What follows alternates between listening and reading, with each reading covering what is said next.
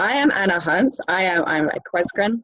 I'd just like to thank you all for joining us today. And before we begin, I would like to begin by acknowledging that Concordia University is located on unceded Indigenous lands. The Kanien'kehá:ka Nation is recognized as the custodians of the lands and waters on which we gather today. Tiohtià:ke, Montreal, is historically known as a gathering place for many First Nations. Today it is a home to our diverse populations of Indigenous and other peoples. We respect the continued connections with the past, present and future in our ongoing relationships with Indigenous and other peoples within the Montreal community. So just to give you a bit of background before we begin, so QUESCREN, so Quebec English-speaking community research networks, improves understanding of Quebec's various English-speaking communities and promotes their vitality. And QUESCREN convenes the interlevel education table, ILET, which supports Quebec's English language education system through research and knowledge mobilization and educational activities such as today's event. So just to continue with a little introduction, I'd just like to thank our partners at the Secretariat avec l'expression anglaise and Canadian Heritage. And to give you an overview of the that we have here today, we have Richard Schmid, Bob Bernard, and Eugène Borokhovski, who are all or have been presenters, professors at Concordia University's Department of Education and are all involved in the Center for the Study of Learning and Performance. Unfortunately, Rana Tamim, who was supposed to join us. Rana is she is the Dean of the College of Education and a Professor of Educational Technology at Zayed University at United Emirates. But unfortunately, she cannot join us here today. Please take it away.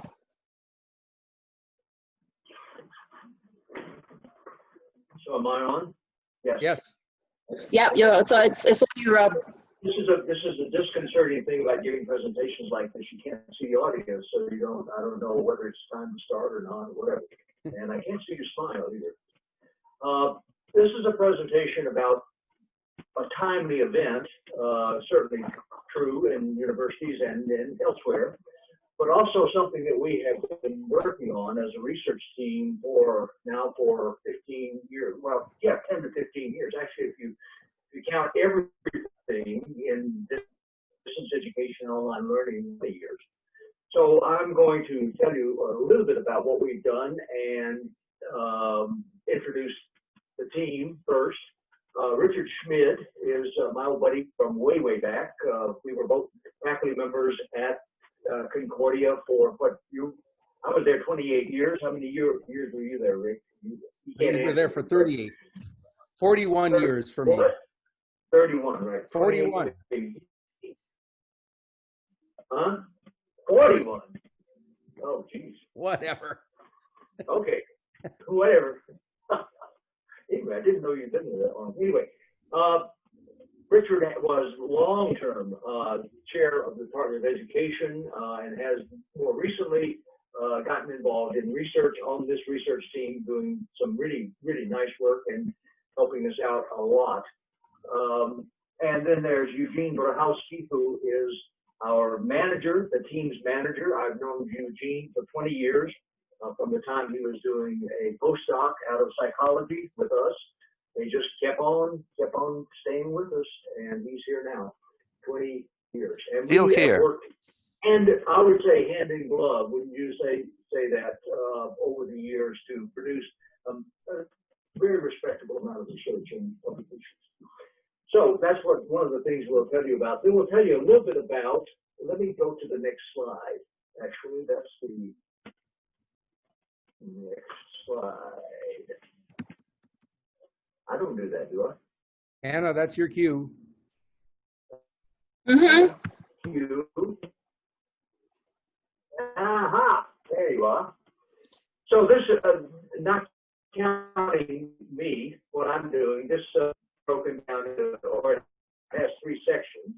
It has, comes from our our work over the years. We'll give you a very, very brief rundown of what a meta-analysis is, what good it does, what it can do, what it can't do, and so forth. And Eugene's going to help us with that. So that's going to be the slides in the middle, and then Richard is going to come back. Well, I mean, not back. He hasn't been here yet. He's going to take over and talk about a number of principles that come out of this research and have been identified.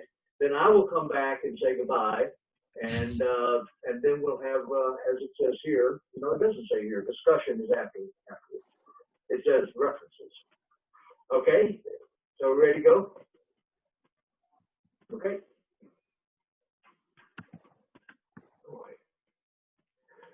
Okay, this is a confusing graphic, and in fact, it defies every single principle of doing a good presentation in PowerPoint. First of all, as you may notice, the title is on its side, and that's my fault for not getting it, not being able to get it in the slide and then disappear. I wanted to do that, but it didn't work. So anyway, I just didn't have time. This is a rendering done for another presentation, by the way. That's why it takes up the whole slide of the big picture there, and we're going to describe it to you. We'll come back to this, in fact, at the end. The big picture started, for us anyway, started in 2004, actually 1999, 2000, when we started a meta-analysis on what the usefulness of distance education, all of its forms, asynchronous, synchronous, and so forth, how it compares to classroom instruction. And there have been many, many studies of this. Even since our time, there have been lots and lots of studies. And you can see where, down at the very bottom, which says Bernard et al., next to it, it says 1985 to 2002. Those are the inclusive dates for us. And then this is just our asynchronous DE 174 effect sizes. Eugene will tell you all about that. This right here is either the number of effect sizes or the number of studies, depending on how the meta-analyst decides. So sometimes you'll see 63 studies, for instance. That means that they didn't break it out by individual studies within studies. Then you see in yellow here all of the online learning that work that's been done, all the meta-analysis from Barbara Means and her group at wherever they are. That's a U.S. Department of Education study.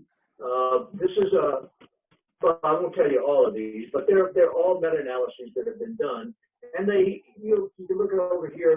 They come up with different results, but pretty much pretty well anyway. They're all over the place. To tell you the truth.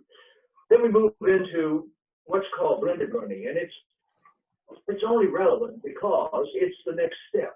If online learning is the required next step from right now, then blended learning surely is the next step after that. So that students begin coming back to class. They have maybe one session in the classroom, but they have the rest of the class in. And you can see what happens to the effect sizes as a result of that. Those students that are added in a face-to-face environment. So we're going to talk about this a lot more. Maybe you can see how this came about as we move on. Next. Okay. I'm going to shut up. I guess it's my turn now. Thank you, Bob. Don't worry if you didn't get the whole picture from the previous slide. Bob will get back to it and explain in more detail. And Richard, after all, will present some implications from this research. But before we do that, let's very briefly talk about what meta-analysis is. And explaining its methodology would probably be best done in comparison with primary empirical research. Imagine that what you see on the left side of this visualization is a set of 6 different studies that address the same research question. Let's say it's the very same question we are discussing now about effectiveness of online learning in comparison with face-to-face instruction. As researchers in social sciences, we are quite well trained in the methodology of so-called hypothesis testing. So in these 6 hypothetical studies, performance of students in the experimental group, that would be our online learning, is compared to the performance of students in the control group, regular classroom. And the research hypothesis will state that the intervention does work, and the so-called null hypothesis will state that it doesn't. So if the observed difference between two exceeds the difference that expected by chance, or in other words, if the calculated p-value is smaller than preset alpha level, usually it's 0.05 for social sciences, the null hypothesis is rejected and the alternative hypothesis is retained. This is how primary research works. Now, on the right side, the meta-analysis that address the very same question and is based on the very same 6 hypothetical studies works slightly differently. It does not concern with statistical significance of individual studies. Instead, it extracts data from all of them in a form which is called effect size, and then uses special statistical technique to aggregate all effect sizes to produce the overall weighted average, which would be an answer to the question whether the intervention in question, in this case online learning, works or it doesn't. Next slide, please. So what is the effect size? In short, it's a standardized mean difference in outcomes. In our case, that would be learning achievement scores between the experimental and the control group. What is depicted by the first formula. And it results in what is known as Cohen's d. And later, for the purpose of correcting for bias that may result from small samples, it's converted into Hedges G. So in other words, effect size is measured in units of standard deviations. And if you look in the, at the graph in the middle, you can say that the experimental group, the blue line, outperformed the control group, green line, by roughly 1 standard deviation. Next slide, please. So at the bottom of the next slide, could you please just click to emphasize the bottom line? You see the same effect size of 1.0, and it represents a 34 percentile point shift in results. Or if you say it in other words, it means that an average student in the experimental group, which was exposed to the treatment, did at the end 34% better than an average students in the control group, which was not exposed to the treatment. This slide in general depicts the classification offered by Cohen in 1988 for social sciences, classifying effect size. There are small, medium, and large effect sizes. And if you click one more time, you will see highlighted area in between 0.3 and 0.4, which is in the literature referred usually as educationally meaningful, so something worthwhile investing into. And also these boundaries depict the most frequent effect sizes in social sciences in general and in education in particular. Next slide, please. But estimating and interpreting the overall average effect size is just the first major purpose of the meta-analysis. The second, no less important, and in my view, maybe even more interesting purpose is to explain variability that surrounds the average. This slide shows some distribution of effect sizes in the meta-analysis, and you can see that though the majority of individual effects are clustered around the mean, the red vertical line in the middle, there are also extremes, highly positive and highly negative effect size on either sides of the distribution. So the next question meta-analysis typically addresses is under what conditions, under what circumstances the experimental treatment is especially effective, that would be positive effects, or when or why students in the control group outperform students in the experimental group, that would be the negative side of the distribution. And this type of questions usually addressed in so-called moderator variable analysis. Next slide. Now, the graph you see now is not a made up. It's actually the results of the meta-analysis Bob already mentioned to you, 2004, in which we compared all forms of distance education with more conventional in-class or face-to-face instruction. Could you please click within the slide? As you can see, the average effect size in the achievement category, we actually also addressed attitudes and attrition. But in the achievement, it was based on 318 individual effects encompassing more than 54,000 students, and it was virtually indistinguishable from zero, 0.013. And I know quite well what Richard would like me to say at this point. The message is that on average, once again, on average, distance education is or could be at least as good as face-to-face instruction. You also see the next line that reads, the distribution is significantly heterogeneous. And it means that subsequent moderator variable analysis or exploration of variability is well warranted. Just to illustrate for you what moderator analysis does using this very data set, I can tell you that when it was split, the entire collection into synchronous and asynchronous modes of delivery, we found that synchronous produced an average effect size of -0.1, while asynchronous was positive 0.05, and they both were statistically significant.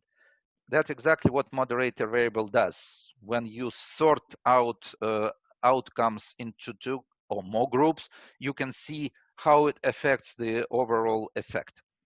Next slide, please. Okay, so you already see the whole slide. Doesn't matter. We can go as it appears. So first of all, I would like to point your attention, as the title says, that on average online learning is modestly more effective. But this slide here is also for the purpose to show the consistency of the effect size across several meta-analyses. And by the way, the top line is occupied by a selection from Bernard et al. 2004, where we only looked at online learning, not all forms of distance education. And these 59 individual effects resulted in positive effect of 0.12, which was marginally significant. You can see the p-value equals 0.05. Next slide, please. So based on what we learned about how meta-analysis works, let me very briefly go through a sequence of our own research. On this slide, as you remember from the previous one, 59 effect sizes from online learning resulted in 0.12, slightly higher than the entire collection of all forms of DE. But this average effect size is surrounded by wide variability with large positive and large negative effects. If you go to the next slide, please, you will see that it means that on one side, distance education can be improved dramatically, or on contrary, next slide, please, it could fail miserably. And of course, we were interested primarily in improvement possibilities. So we asked the next research question: what makes the difference between the two? And at this point, we realized that any meaningful answer to this question could only be derived from comparing different forms of DE to one another, not to classroom. If you consider what you now know about the effect size, that it represents difference between the experimental and control condition, you will see that there are two possible explanations for, let's say, a large positive effect. It could be because the experimental treatment is extremely effective, powerful, or it could result from control group to be poorly designed and delivered. So to be able to evaluate relative effectiveness of DE, we needed to directly compare different forms of distance education. But how to do that? They vary substantially. So we needed some dimension that would clearly distinguish and consistently distinguish between different forms of DE. It was an enormous challenge, and I hope we were able to face it decently. Next slide, please. By engaging into the next research project, which was DE versus DE comparison. And it was based on a classification offered by Michael Moore in 1998, according to which he actually distinguished among different forms of interaction in distance education: student-teacher, student-student, and student content.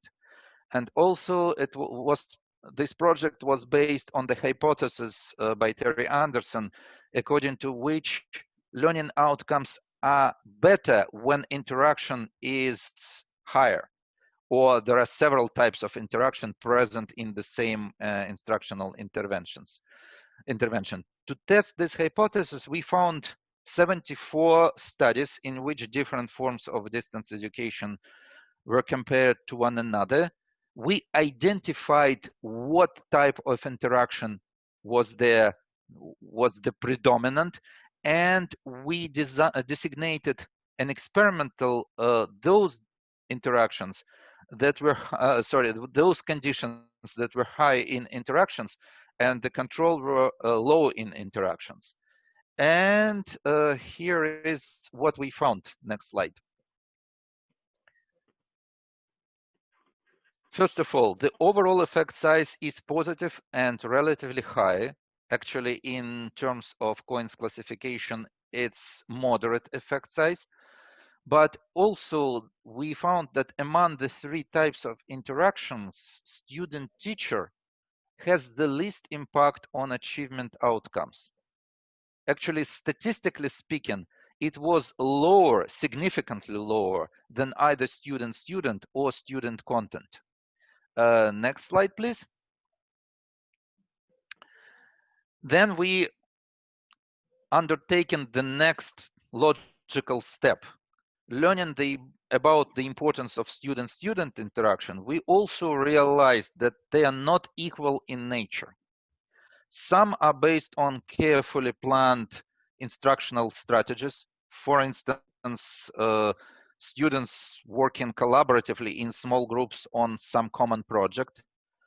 And we've called these designed interaction treatments. And some others could be there only because technology allowed for them to be. For example, students are provided with some additional online resource for posting and exchanging messages, notes. And we call those contextual interaction treatments. And we ask the next research question: how do the two compare in terms of learning outcomes? Click, please, within the slide, and here is what we found. Probably not to your surprise, designed interaction treatments produce much stronger effect size, 0.5. Actually, it's a very solid effect size for educational interventions, while contextual ones were quite positive, but way below the designed interaction treatments.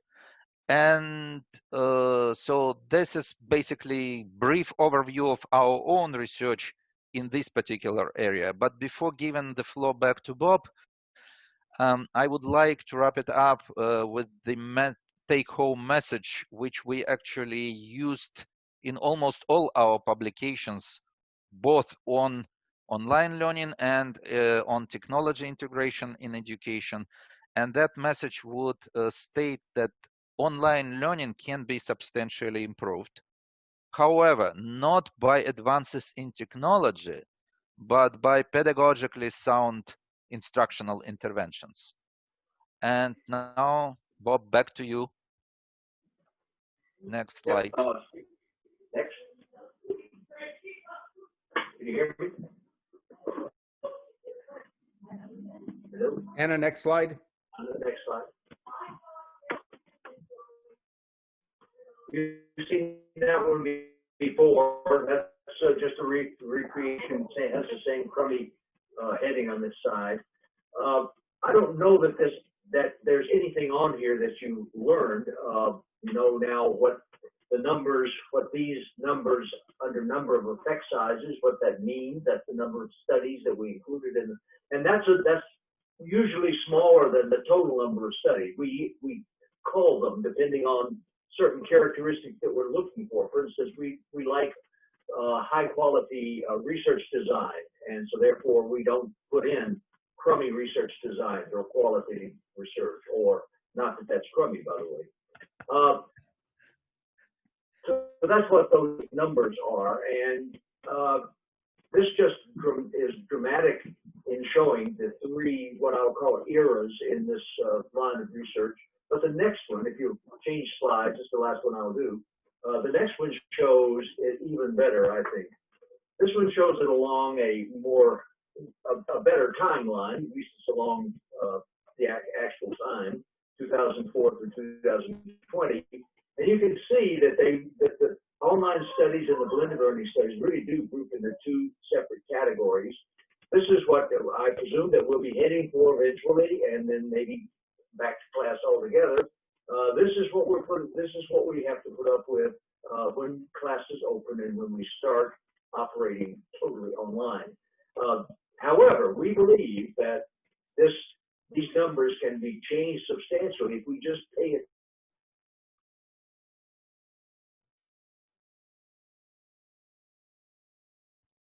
attention to our own work and how our work fits into all of this and how it can help. Rick? Okay. Next slide. Oh, no, Bob, it's still you. Oh, I'm sorry. This is the last one. This is just a very simple little slide. It just takes the studies in each of the two major categories we're talking about, online, and it shows what happens if you click.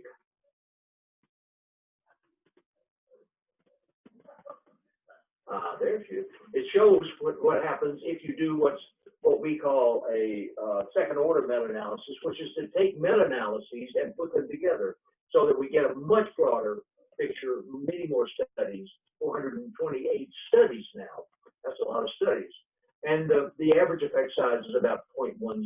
That's what we found. That's what others have found as well. Next, one more click, please, from me. Blended learning has 300, not as many studies. There are only 5 meta-analyses, but the effect size is pretty close to what most of them found, 0.0, 0.30, something like that, and the average is 0.31. So you can see that's a pretty clear demonstration of the need for some kind of human contact, I suppose. Okay, Anna, next. This will be coming up on Richard. Okay. I hope that you follow the implications of this from the standpoint of the overall research, basically what it points to, and going back to Eugene's comment about the results of the studies that we've done. It is a common myth even to this day that online instruction, distance education, is an inferior form of instruction. And I guess one of the takeaways from this session is that is based on a vast literature decidedly not true. And in fact, with the use of good pedagogical strategies and technology, it can actually be better than the standard, which is in class instruction.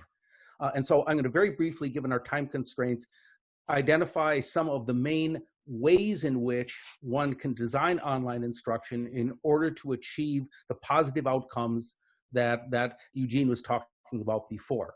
And so what I'm going to do is just list them relatively quickly. And what I'm hoping is that many of you, or all of many of you, stay for the second half of this session, so that if you wish, we can go into more detail regarding what those implications mean. One other thing I also want to point out is that I've been reading the questions in the chat, and I'm also looking forward to responding to each and every one of those questions during the second half. So briefly going through these guidelines, Anna, the next click. Okay, so the first principle, and again, all of these points are in retrospect, if you will, common sense. These are well-founded pedagogical strategies.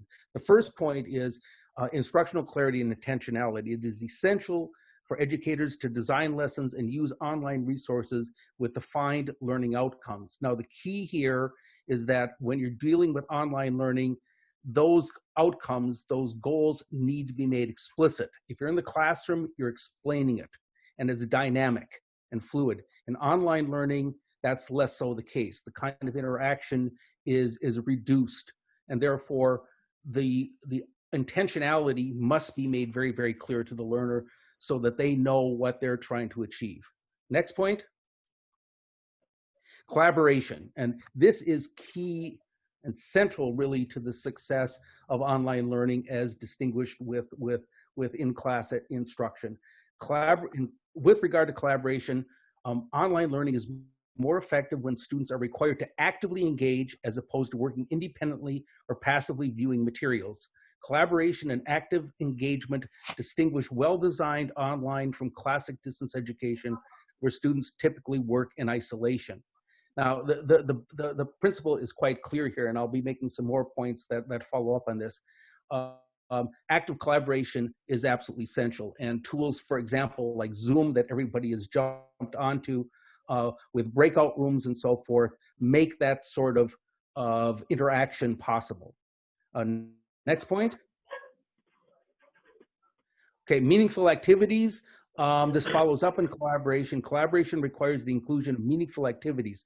And this is a key point, this next one. Video capture of lectures can range from brilliant to boring. We all know that. Get students active for some components of the class using synchronous, again, breakout rooms in Zoom, in live sessions, or asynchronous methods, groups, breaking into groups over a course of a week, for example, and coming back to a live session to report back their outcomes. And so the collaboration, in a sense, is buttressed by meaningful activities. And so it's necessary that those kinds of interactive activities are built into effective online instruction. And one more click here. And this is the asterisk. The point that we recognize is these two goals become increasingly challenging as class size increases. This is where, quote, emergency remote teaching can break down. And we'll be discussing that during the second half if you wish. So we recognize that when you go into very, very large class settings, emergency remote teaching using tools like Zoom makes it much more difficult for the instructor to engage in the kind of collaboration and meaningful activity in a synchronous, I underline this, in a synchronous context. But in an asynchronous context, it very much can be utilized. Next slide. Okay, continued, one more. Okay, next point. Okay, well, both of them. Online quizzes. This is quite an interesting result of the research. It points out that online quizzes are actually more effective than other online experiences, such as assigning homework. So the point is use both. And a lot of instructors don't use online quizzes, but they provide opportunity for the student to test his or her own knowledge, reflect on it, and come back with questions that help to basically tease apart their misconceptions regarding the content. Okay, next point, more media. This is another potential misconception. More media doesn't necessarily help. It should only be used when specific instructional purposes are met. And so an example I use is YouTube vignettes of content or applications can serve as core or supplementary material. So more is not better with regard to media. And one of the studies, one of the big meta-analyses that we published in 2014 found that keeping the content in a media context simple is much more effective than complex. And so it's sort of the Goldilocks effect, somewhere in the middle, not too much, not too little. Okay, next point. Instructional tasks can simulate active learning and deep student thinking should be used whenever possible. As noted in meaningful activities, scenarios requiring problem solving, decision making, and critical thinking work best. Our meta-analyses show that, quote, cognitive tools such as simulations maximize technology impact.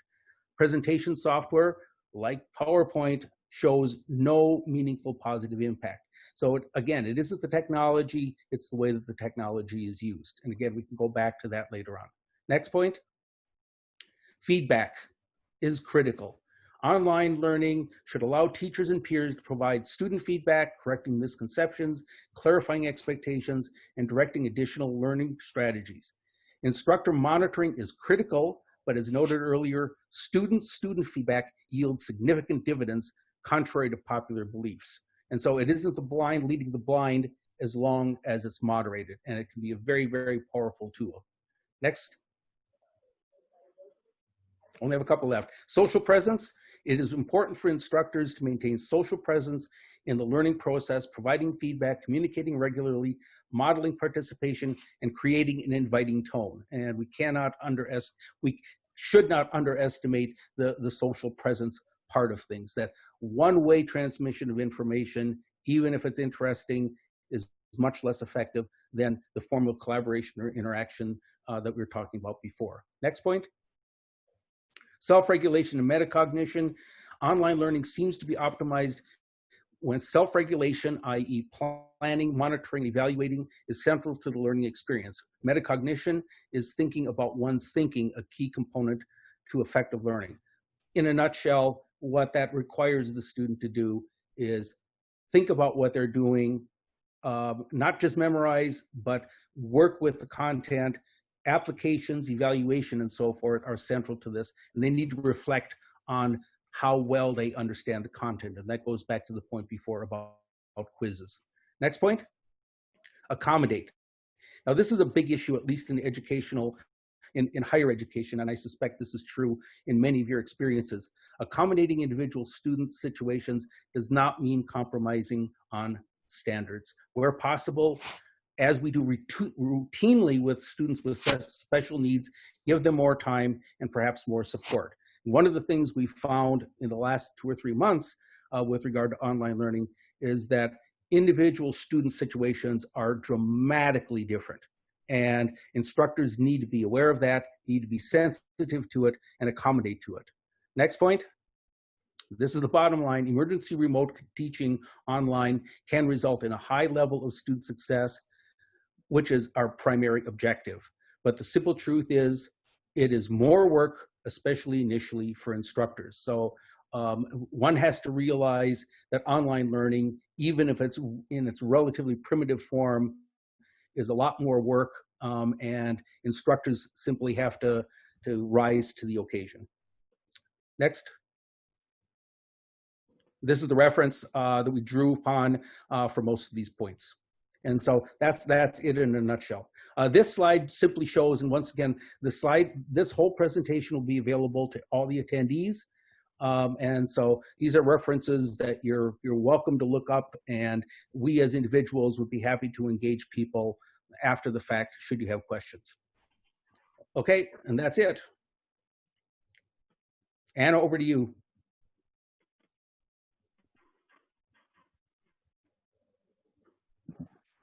Okay, thank you very much for that. It was very informative, and I did see we had some questions. So what we're going to do now, I'm going to go through the questions that were posed during the last however long in the presentation, and then we'll have a short break, and then we'll come back with further discussion. So one of the first questions that was posed, but I believe was answered, was, sorry, someone just posted something in the chat, was by Pierre-Olivier Bonin. Please, Pierre, you can indicate if this question was answered for you, but it was, what are the independent and dependent variables? Do you feel that you have clarity on that now?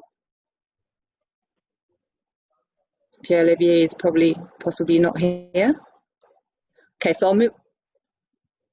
Well, just to very quickly answer that question, as Eugene was talking about, the control variable is usually classroom instruction, because as I mentioned before, that is pretty much the standard by which we judge instructional activities. And that goes from pre-K through university, with adult education in the community and so forth and so on. So it's always a comparison between the normal and alternative ways of delivering instruction. So in our particular case, we're talking about the control group being classroom instruction or variations in that theme versus online learning. So that's the control and experimental.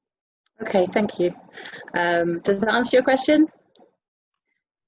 Is it measured in terms of, okay, sorry, I missed that.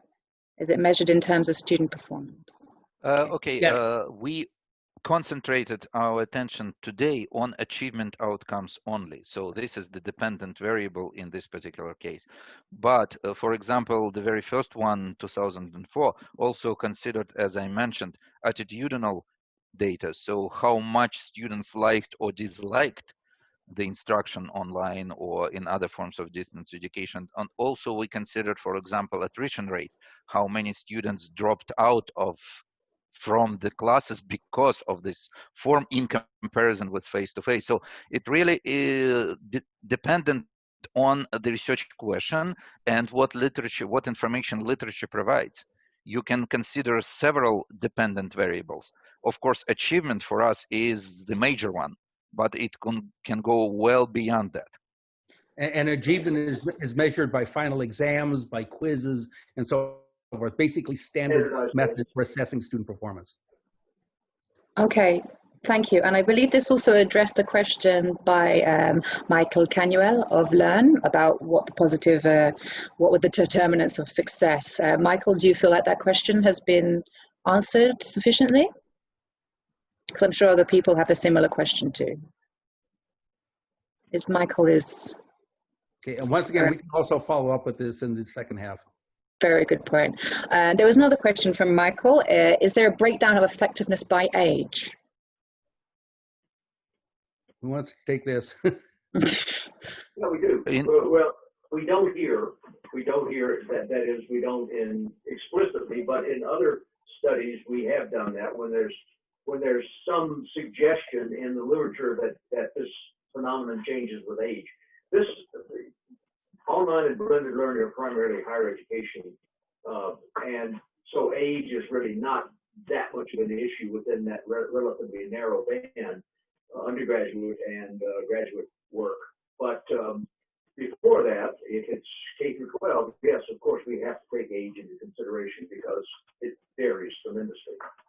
And I would say the application of these techniques varies tremendously too. I mean, even more so than in universities, which pretty much control the sort of thing. Yeah, but what one needs to remember, though, that meta-analyses are dependent upon, or in a sense, we're limited by the research that actually exists. And so, because very little online learning, meaningful online learning, has occurred in the past in the context of elementary school in particular, it just hasn't been done for all intents and purposes. There's very little literature, and therefore we don't have the capacity to collect many studies to come up with conclusions. At the high school level, there's more, and obviously post-secondary, there's a great deal. So the emphasis is in the domain where most of the research is being conducted. Let me just say one more thing, and this has to do with variability. When we test for variability, what we do is a secondary separation of variability, the treatments that we're going to test against one another. So we have three treatments. We want them to see which of these three. The whole cluster is significant. Now we're going to do what is called in normal research post-hoc analysis. So we do just of that cluster. The point is, though, that we never reach heterogeneity, which is an absolute and total answer within the population that we're dealing with. So if there's no heterogeneity, or there's no homogeneity, sorry, then there's homogeneity, and that answer is the answer in the population. We never found that, never once found heterogeneity within even the last post hoc analysis that we did. So it's very hard when you have this much variation, both on the side of online instruction as well as on the side of classroom instruction. It's very hard to find homogeneous results that you can say this is definitely true. So we're saying true within chance. Okay, thank you, Robert. I see the time, and we are going to take an extra 5 minutes for this session because we did start late. So I'm taking maybe I think it's 2 more questions, and one question is from Richard Schmid. Have any studies been attempted or data collected during this pandemic for elementary or secondary school levels? Are any expected in the future? The short answer is yes, but obviously that research is absolutely underway, and so very little of it has been published to date. And so you can absolutely anticipate. I mean, in fact, the ministry actually sponsored research looking at exactly these questions in emergency response to the circumstances. And so researchers are presently underway in collecting data on what's going on from pre-K all the way through university. So stay tuned in a sense. Yeah, but these data have not yet been summarized. No. We're still in the collecting process. It's as very much as we go, right? There's a question from Lorraine O'Donnell of QUESCREN is, what are implications of online learning for the English-speaking community of Quebec? Because as we know, it's a very spread out community. There's people in very remote places. Is there any implications that you can share? You mean specifically for English Quebec that wouldn't apply to other language groups? So just education that would be provided in English for the community. I think that the short answer to that is that because historically, based on our research, online learning can be very effective as an alternative to people meeting together in groups, which is now prohibitive. Online learning can be viewed as an alternative, a substitute. And one of the challenges that the Anglophone community is facing, of course, is declining enrollment in schools and so forth, and therefore opportunity for people to engage in instructional activities is being restricted. So online learning can become an alternative to the sorts of gaps that we're seeing. And that the same principle holds true with community groups. Universities are going to, in a sense, ramp back up to their old style of instruction. But we see the research that's being done and the efforts that are being made in improving online learning to be a potential answer to a lot of the questions associated with the challenges that the educational system is facing for Anglophones, for vocational education, and so forth. Yes. May I ask you a question regarding that answer? We, of course, expect to have some studies, but do you think they're going to be complete studies that are actually going to help us with this question of what's best and what's not best? Because the online learning connected with COVID is always at the end of the school year. Like we had 3 class meetings, is that right? Yeah. Online. Yeah. I don't know that we're going to learn that much. We maybe learned how much confusion there was during that period of trying to get universities to do this, but I don't think we're going to learn much about online learning itself. Well, again, it depends upon the context. I know that the Center for Teaching and Learning at Concordia, just as a concrete example, all instruction at Concordia University is going to be conducted online for the entire fall term. And they are very active in working with instructors to collect data associated with the relative impact that the instructional strategies are having in the classroom. Now, once again, that's specific to post-secondary education in the university context. Whether work is going to be done elsewhere is yet to be seen. Okay, thank you. I have one final question, and then we'll have a short break before we go into further discussion. And that final question is, to what extent do you think a conjuncture, for example, pandemics, changes the validity and implication of results discussed heretofore? Putting you on the spot there. That is Good question. Well, I think that what we are finding is that as our researchers showed in the past, it's the founding pedagogical principles that make whatever instructional method you're using effective or not effective. And so as long as, and again, the guidelines that I briefly covered a little bit earlier, if you follow those approaches to designing a course, then those are the basics that inform whatever medium we're using, whatever circumstances we're facing, whatever constraints we're dealing with. And so you work within the restrictions. There's no one that claims that remote emergency online learning is a good approach compared to well-designed e-learning. And so, for example, Concordia, again, as a concrete example, when they develop courses online, there's a 6-month set of activities that they undertake in order to design the course from soup to nuts.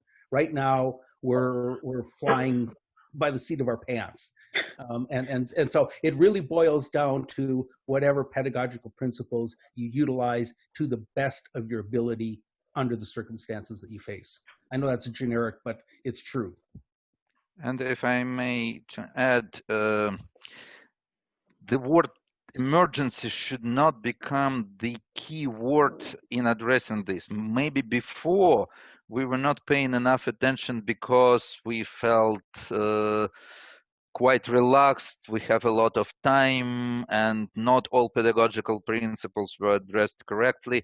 And now we're jumping to another extreme, saying, okay, under the circumstances, we don't have time or opportunity to address all pedagogical principles, but that's wrong. Actually, it emphasizes the need not to abandon them, but to pay them more attention that Exactly. we even used to do before. Yeah. Well, yes. Okay, well, thank you so much for this. We're going to take a 5-minute break. So if anyone does still have questions or comments, then there's going to be opportunity to do that then. The second part will not be recorded, so anyone who's more self-conscious of being recorded, you don't have to worry about that. And we'll be sending out emails to all registered participants following this event to inform them how to find out more information from either the presenters or other resources they want to share. So before we take the 5-minute break, so you go away, have a drink, have some air, and come back, I'm just going to share a evaluation form for this session in the chat. It's an online evaluation. It should take about 3 minutes. Obviously, we aim for perfection, but things can always be improved. So if you want to help us with that, please fill in the evaluation form and let us know how we can continue doing good work, hopefully. And I will see you all again at, well, 10, we're going to say 11 minutes past 1, so 5 minutes. Thank you so much. And thank you so much to the presenters, and thank you so much for the questions. It was a very insightful, interesting discussion. For those of you who are leaving, thank you very much. And again, follow up with the research we're doing or contact us directly. Oh, and just one final thing. I'm not sure if it was, there were problems at the beginning with connection, but I would also like to thank our funders, if I haven't already done so, the Secretariat aux relations Québécois d'expression anglaise, sorry, if that's, and also Canadian Heritage. Thank you so much, everyone. Bye.